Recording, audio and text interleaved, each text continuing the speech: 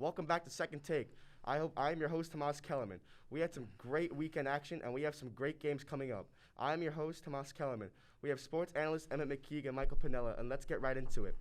We have some outstanding players last week and outstanding candidates for Defensive Player of the Year. TJ Watt is a very big candidate for Defensive Player of the Year, but Myles Garrett is on his tail. TJ Watt has 16 sacks in the season with four forced fumbles, while Myles Garrett has only one forced fumble, but he has 15 sacks. Now, we already know who the lock is for Defensive Rookie of the Year, Micah Parsons, of course. But are we thinking he can also potentially be Defensive Player of the Year? Definitely. He has 12 sacks on the year already. He has transitioned from a linebacker to just a pure edge rusher. And if he was an edge rusher the whole year, I'm sure he'd have more. 3 forced fumbles, can get the ball out, 17 TFLs. He's always in the backfield. I mean, there's no stopping this guy.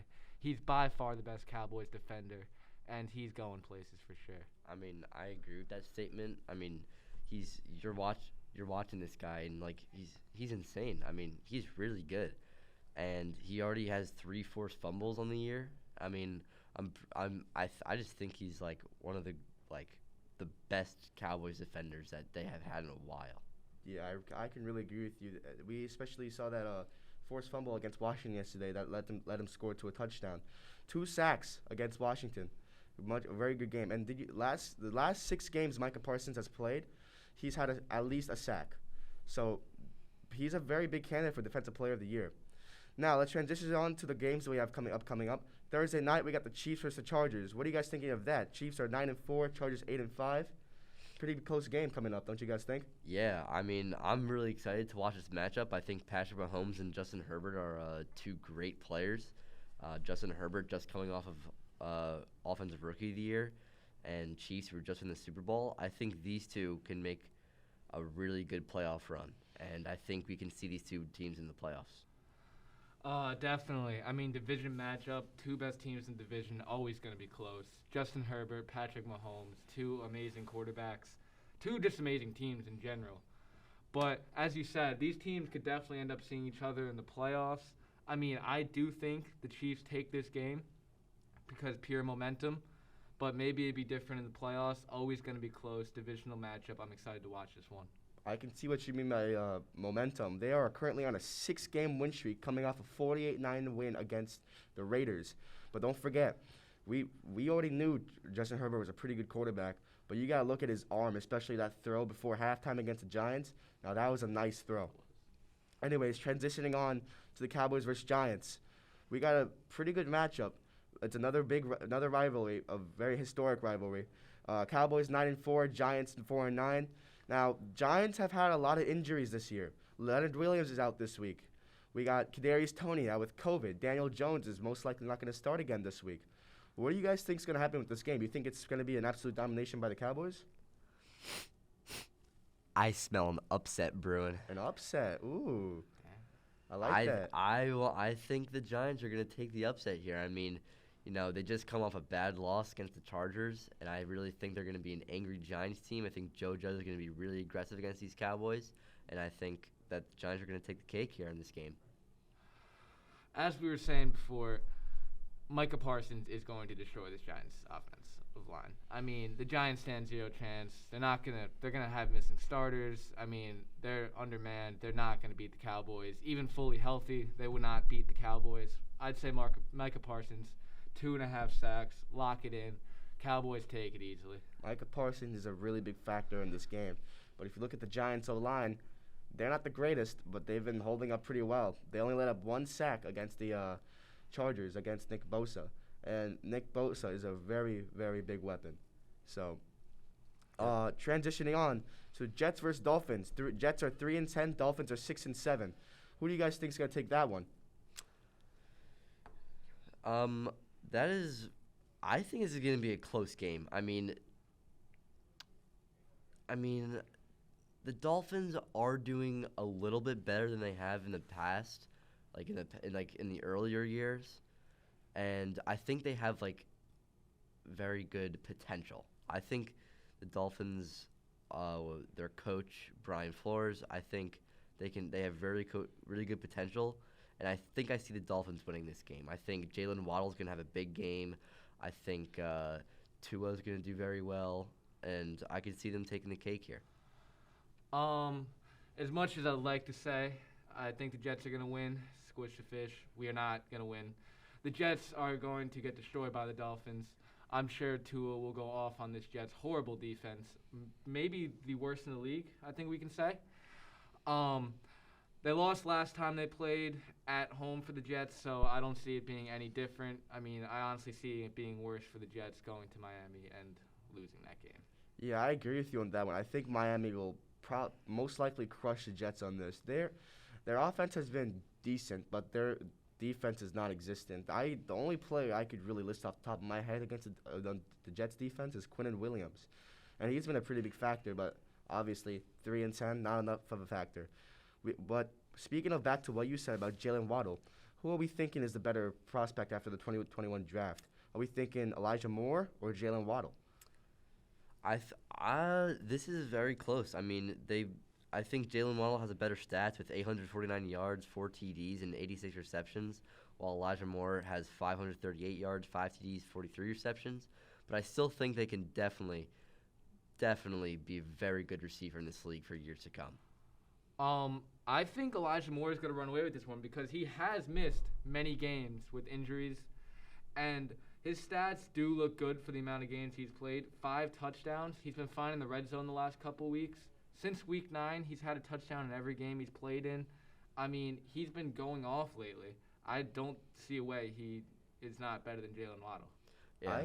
I can agree with Emmett there, and a lot of people might be upset with us talking about this, but I think Elijah Moore might be the better receiver in this draft class right now. If you look at it, Elijah Moore has missed more games than Jalen Waddle due to injury, and I don't think he's playing this week either.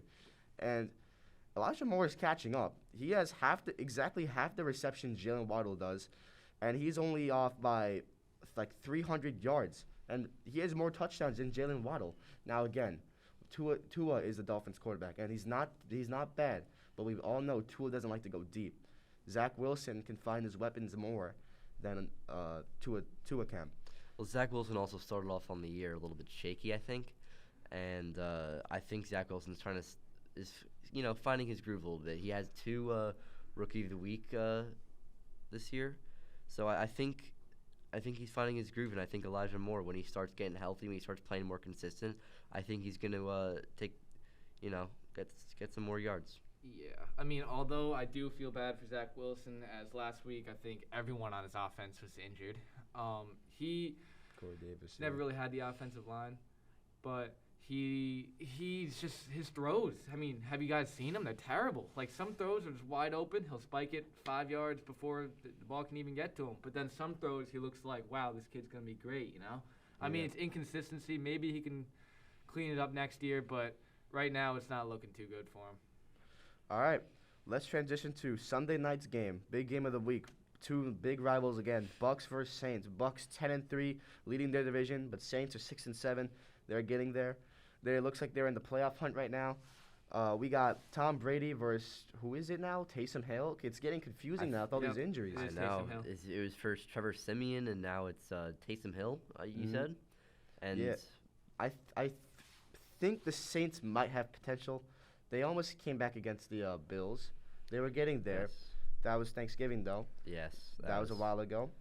And Taysom Hill, he's a very, very mobile quarterback. Yes. And Now, a bit underrated, too. He can truck people. I remember week 4, like 4 Giants defenders couldn't take him down, and he ran to the end zone. He's hurdled people again in the Bills game. He's just a menace, really. Yeah. I mean, he's coming off a really good week. Who did they play last week? The Jets. They played the Jets. Yep. I mean, not a great defense, but Very big morale booster is what I'd say. Yes, I think it's a big boost in confidence. I think everyone sees his potential and just a really good all-around player. But the Bucs defense is probably one of the best in the league, and so is their For offense. Sure. Yeah. And Tom Brady. I don't know if anyone could stop Brady. I mean, he's insane at what he's doing. What is he? 45 years old? That's a 43-year-old man 43 playing years quarterback. That's pretty impressive. I can't say a lot of 40-year-olds who play football. I mean, I think the Bucs take this one. I can definitely see that. Yeah. I definitely had the Bucs taking this one too. I see no way Taysom Hill should be getting paid $140 million with the fact that he's pretty much a below-average quarterback. I mean, before he went to go play the worst defense in the league, in his first start, he threw, 2 touchdowns, 4 interceptions? Yep. I mean, he did run a lot. That is his strong suit, but he cannot be your starting quarterback. I don't know why he's getting paid $140 million to do it. I mean, he's very turnover-prone. I think the Bucs defense is easily going to take advantage of that. I don't know if this is going to be very close. Yeah, and as we know, running's not only gonna win, is not gonna win you games all the time.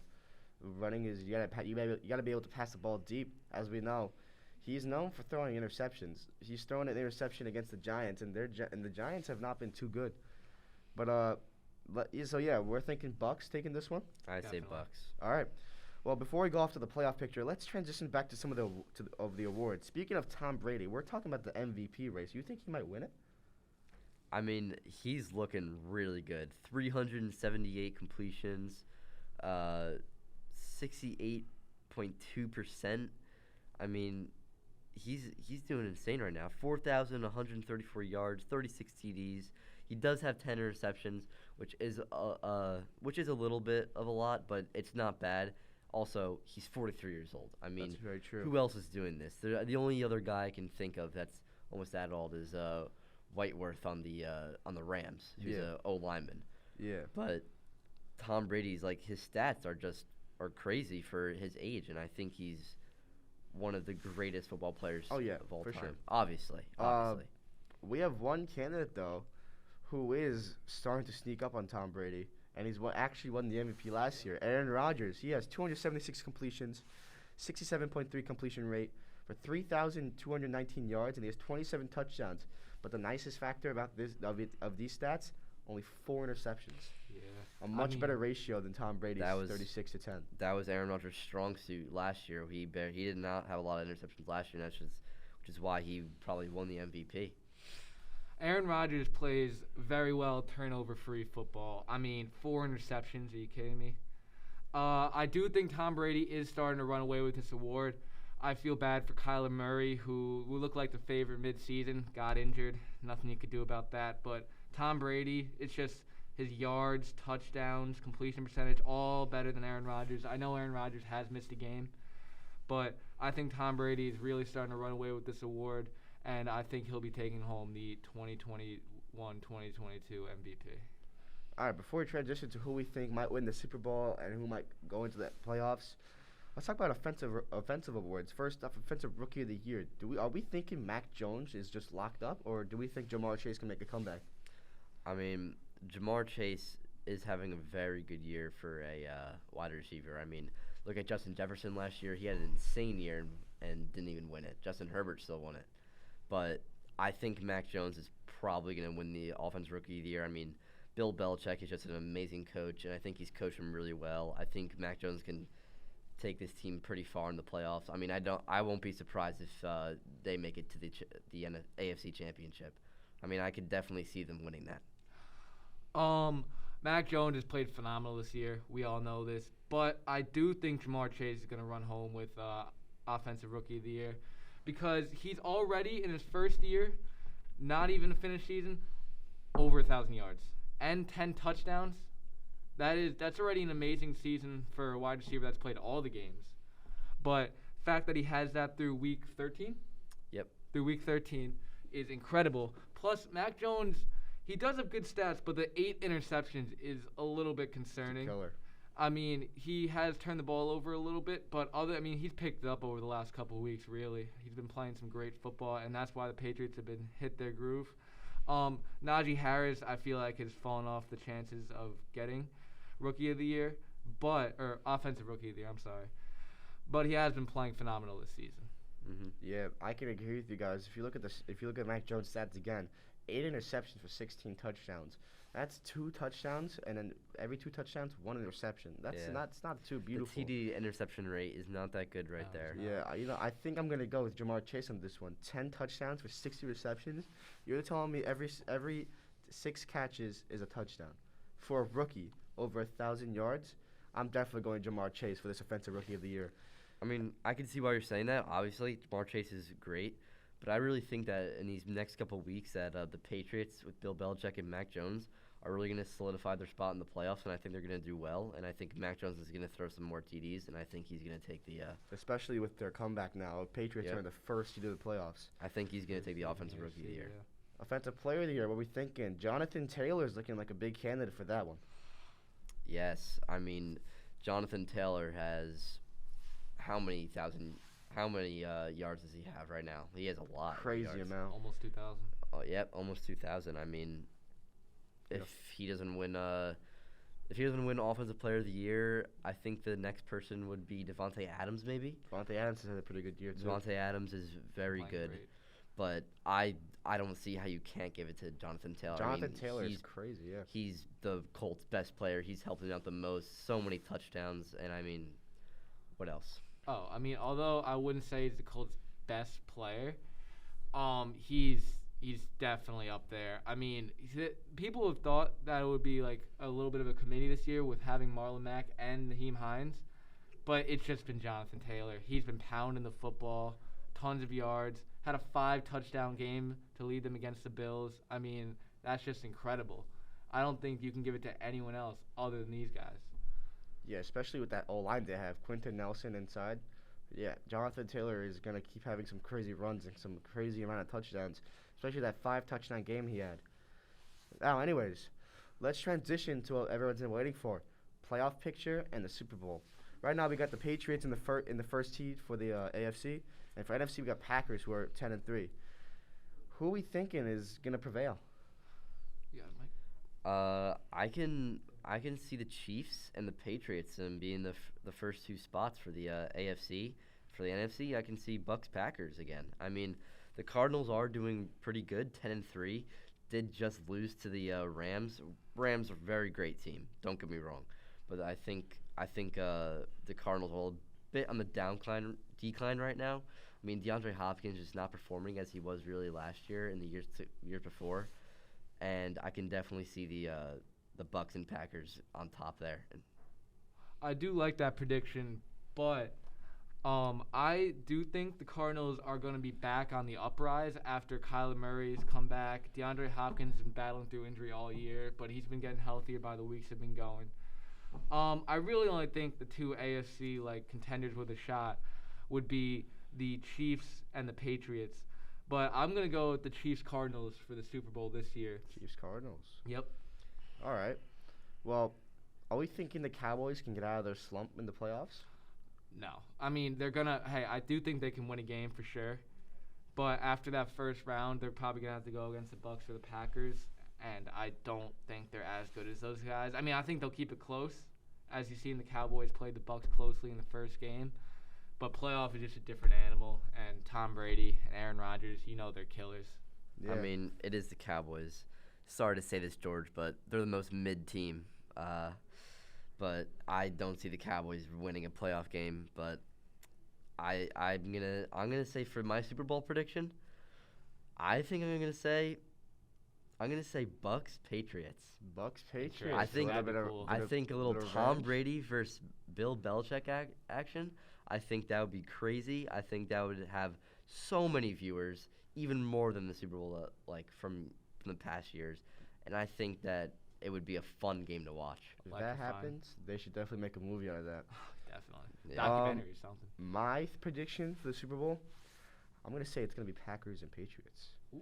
Packers have been on a pretty good roll right now. I mean, they are notorious for losing in the AFC. That's true. but AFC Championship. I so. seriously believe after being NFC Championship. Sorry. All good. I seriously believe that with their record right now being 10-3, having Eric Rodgers, Aaron Jones, Devontae Adams, Alan Lazard, I seriously think that they can really prevail this time, get out of their playoff slump, hopefully get Aaron Rodgers another ring. And- You think that their defense is going to be able to hold up for the playoffs? Especially with Jair Alexander back and their this outstanding corner they have, Russell Douglas, Mm-hmm. I think they have a pretty good chance of making it to the Super Bowl and even winning it. I mean, yeah, definitely. But you see some of these offenses here in the NFC are in the playoff picture right now. They are good. They are Very hard true. to stop. So that Packers defense, they're going to need to cause some problems if they're going to want to go places. And that's why I think the Cardinals can do it, because Chandler Jones is just a different animal on defense. That guy is incredible. very true. All right, well, that's all the football we have today, folks. I am your host, Tomas Kellerman. Michael and Emmett, thank you for joining us today, and thank you for tuning in to Second Take.